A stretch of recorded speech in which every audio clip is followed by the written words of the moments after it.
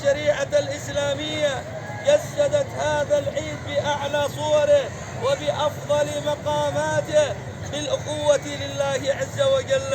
كيف لا والمسلمون يتوافدون على مصلياتهم وهم يكبرون لله جل وعلا، يوحدون الله تبارك وتعالى، لا يعبدون إلا الله ولا يخرجون إلا الله ولا يقومون بالعبادة إلا لله تبارك وتعالى، رافعين الصوت لله قائلين الله أكبر الله أكبر لا إله إلا الله الله أكبر ولله الحمد.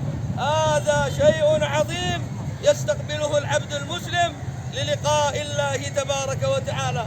كيف لا والنبي صلى الله عليه وسلم يقول: مثل المؤمنين في توادهم وتراحمهم كمثل الجسد الواحد إذا اشتكى منه عضو تداعى له سائر الأعضاء بالسهر والحمى.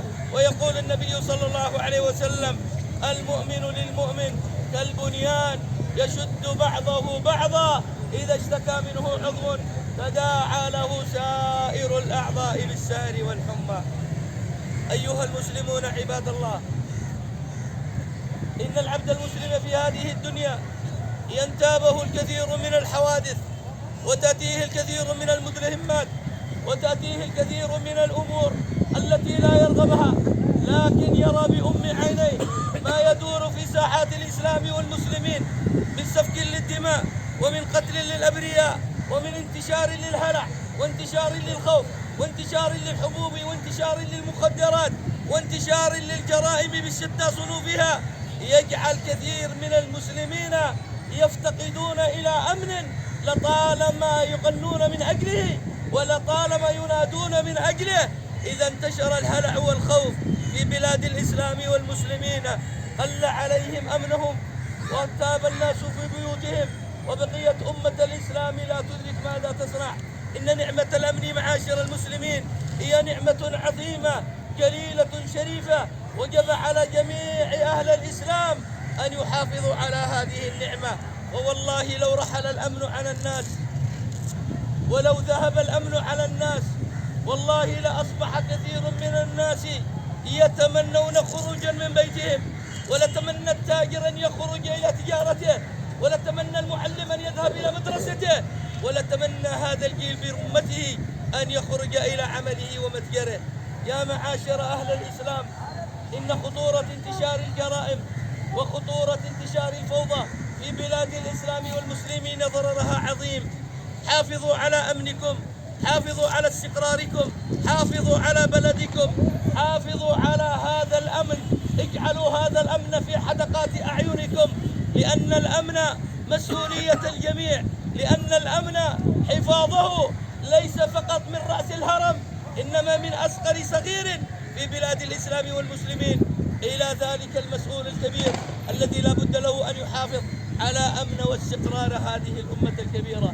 إذ أن بانتشار الحبوب وبانتشار المخدرات وبانتشار القتل للأحداث الصغار أو الكبار أو الرجال أو النساء في بلاد الإسلام والمسلمين ينتشر بعده الفوضى وتنتشر بعده الخراب وينتشر بعضه الدمار، فلا قيمة لبلد ذهب عنه أمنه ولا قيمة لحياة لا يستريح المسلم آمنا مستقرا في بيته.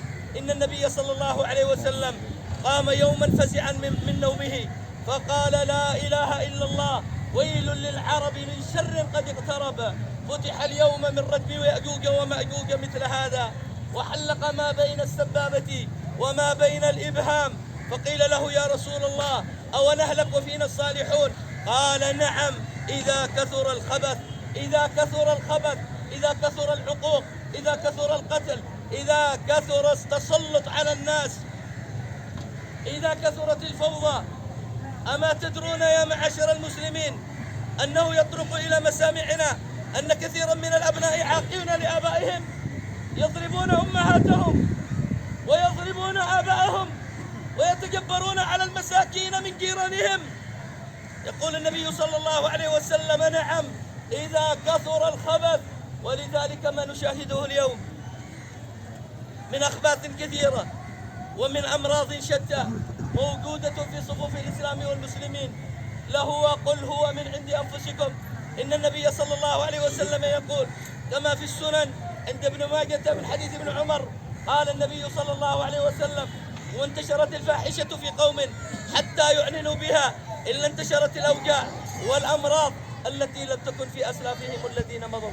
معاشر المسلمين، استقبلوا عيدكم بالمحبة والسرور، اهنأوا بعيدكم، افرحوا بعيدكم، زوروا أقرباءكم، سلموا على خاصة الناس وعامتهم، اقرأوا السلام على المسلمين، زوروا جيرانكم، توددوا إلى الأيتام، إلى المساكين، إلى الضعفاء من أهل الإسلام.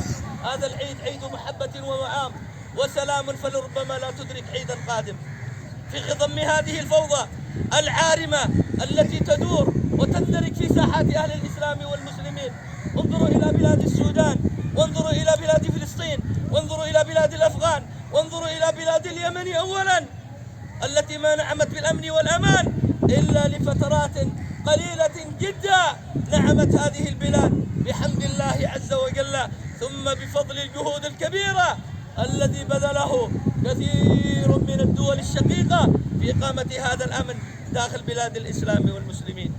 عباد الله، حافظوا على بلادكم، حافظوا على أبنائكم، حافظوا على صغاركم، حافظوا على البنات، حافظوا على الذراري والأولاد، لا سيما ونحن في زمن فتحت للناس بوابات